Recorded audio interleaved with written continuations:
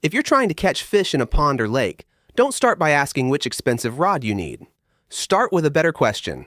Where would a fish actually want to sit right now? That one question fixes the biggest beginner mistake, which is walking up to the water, casting as far as possible into the middle, and hoping the whole lake is equally good. It usually isn't.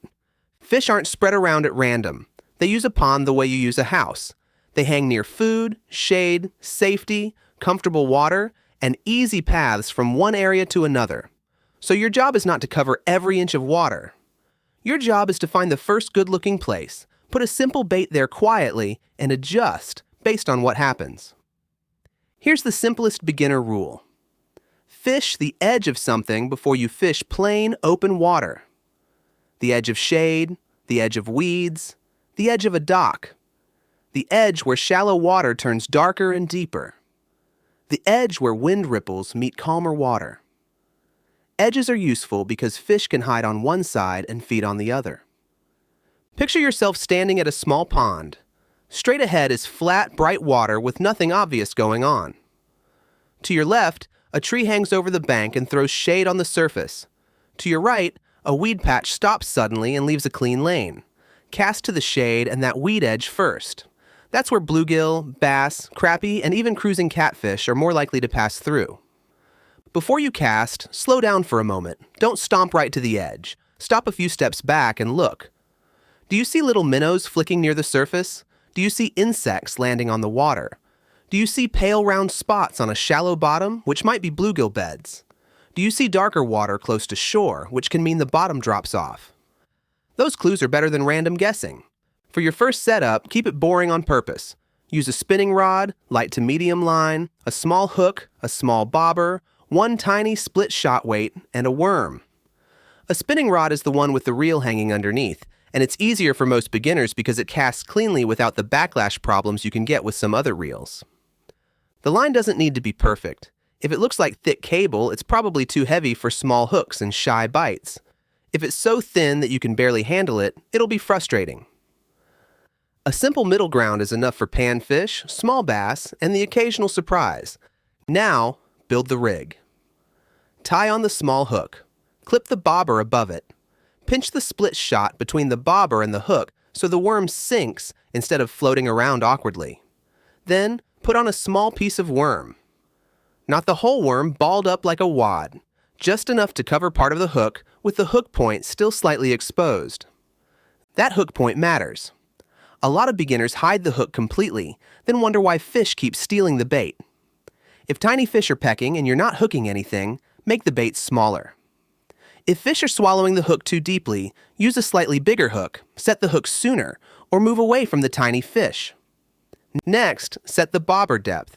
If you have no idea how deep the water is, start with the hook hanging around mid-depth.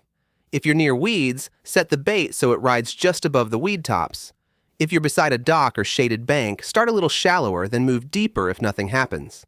Too high and bottom-feeding fish may never see it. Too low and your bait gets buried in weeds or mud. When you cast close first. This feels wrong to beginners because a long cast feels more serious.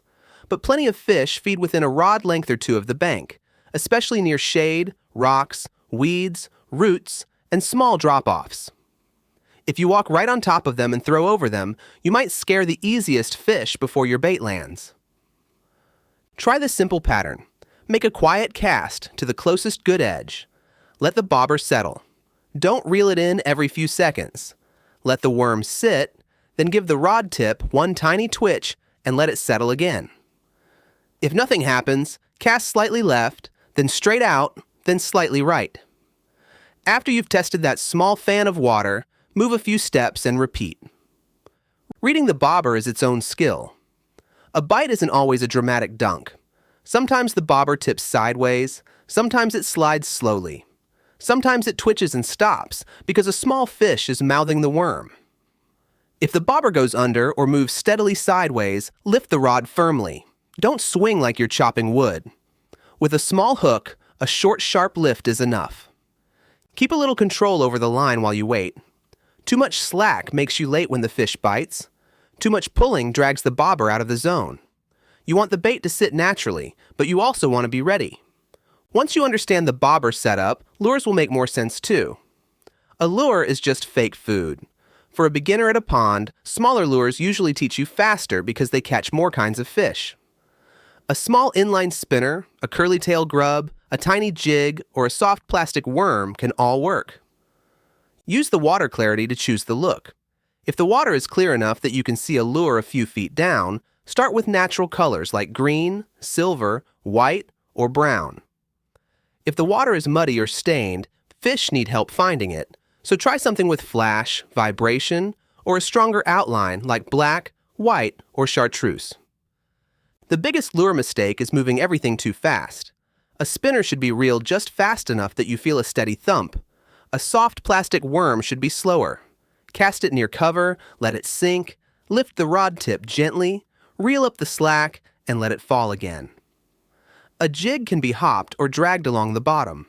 If you're bored, you're probably getting close to the right speed. Now, let's choose spots in the order I'd actually fish them. On a sunny day, start with shade.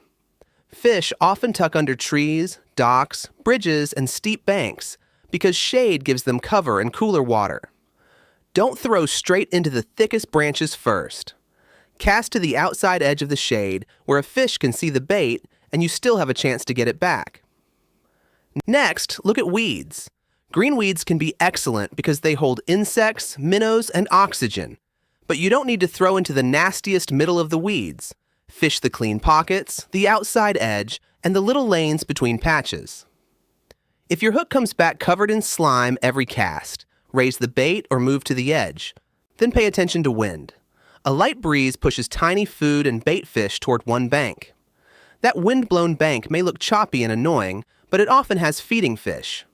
The ripples also help hide your line and make fish feel safer. If the wind is so strong that you can't control your bobber, fish the calmer line where rough water meets smooth water. Depth changes are another high-value clue. A point where land sticks out into the water often continues underwater like a ramp. Fish use it like a travel route. A drop-off is where the bottom falls from shallow to deeper water. You might spot it as a color change from light to dark. Cast across that change, not just straight over it, so your bait spends more time in the useful zone. Here's a simple weather rule. If it's bright and hot, look for shade, deeper weed edges, docks, or wind ripple. If it's early, late, cloudy, or lightly raining, fish may slide shallower, so try banks, points, and visible feeding activity. If it's cold, slow down, use smaller bait, fish a little deeper, and pause longer. You don't have to identify every species perfectly at first. Bluegill and other panfish often peck quickly around shallow cover, base-like ambush spots where something swims past them. Catfish often feed near the bottom, especially later in the day or around muddy banks. Crappie often hang around brush, docks, or deeper shade, suspended somewhere between the surface and bottom. A worm under a bobber covers a lot of those fish at once. If panfish keep stealing your bait and you want bass, switch to a slightly larger lure, or fish the outside edge of the cover instead of the tiny fish zone. If you want catfish, remove the bobber, use a small weight, and keep scented bait near the bottom, but check local rules first, because bait rules can change from place to place. When nothing bites, don't change everything at once. That's how beginners lose the lesson. If you switch spot, depth, color, lure, and speed all at the same time, you won't know what helped. Change one thing at a time. Use this order. First, change your angle. Cast a little closer to cover, a little farther out, or across the edge instead of straight at it. Second, change depth. Move the bobber up or down, or let the lure sink longer. Third, change speed. If you've been moving fast, slow down. If the bait has been sitting dead still and fish are active, add tiny twitches. Fourth, change size. Smaller bait catches more fish when bites are light. Bigger bait helps avoid tiny nibblers. A good beginner test is the 10-cast rule. Pick one real target, like a dock corner, a weed edge, a shaded bank, or the end of a log. Make careful casts from a few angles. If nothing happens after a fair test, move. Fishing is partly finding active fish, not convincing one stubborn fish to change its mind. Casting angle can make a big difference. Don't splash the bait directly on top of where you think the fish is sitting. Cast past the target, then bring the bait into the zone. Cast beyond a log and pull the bait beside it. Cast past a weed point and reel along the edge. Cast beyond the shade and let the bait drift in. The splash lands away from the fish, and the bait moves through naturally. Also, watch your shadow. If the sun is behind you, your shadow may stretch over shallow, clear water and warn fish before you cast. Stand back, stay low, or cast from the side. In clear, shallow water, stealth matters. In muddy water, vibration and scent matter more because fish can't see as far. When you hook a fish, keep the rod bent. That bend is your shock absorber. Don't point the rod straight at the fish because then the line takes all the pressure. Keep steady pressure, reel when the fish gives you line, and guide it away from weeds, dock posts, and branches. If you're releasing it, wet your hands first, support it gently, remove the hook carefully, and get it back in the water quickly. Before you fish, check the rules. Some ponds are private. Some lakes have size limits, bait rules, seasons, or harvest limits. And before every cast, glance behind you. A beginner can get so focused on the water that they forget the hook is swinging through the air. So here's your simple plan for the next trip. Bring a spinning rod, light to medium line, small hooks, bobbers, split shot, worms, and 1 or 2 small lures. When you arrive, don't rush the first cast. Look for edges, shade, weeds, docks, rocks, wind ripple, darker water, or bait fish flickering near the surface. Start close and quiet. Put a small piece of worm under a bobber. Set it above the weeds or around mid-depth. Cast to the best visible edge first. Watch for the bobber tipping, sliding, or pulling under. If nothing happens, change one thing: angle, depth, speed, or bait size. Then move to the next good target. The big idea is simple. Fish are usually near food, cover, comfort, or travel routes. Find one of those clues, put a simple bait there without scaring the spot, and adjust calmly based on what the water tells you. Do that, and a pond or lake stops feeling like a giant blank bowl of water. It starts feeling like a place you can read.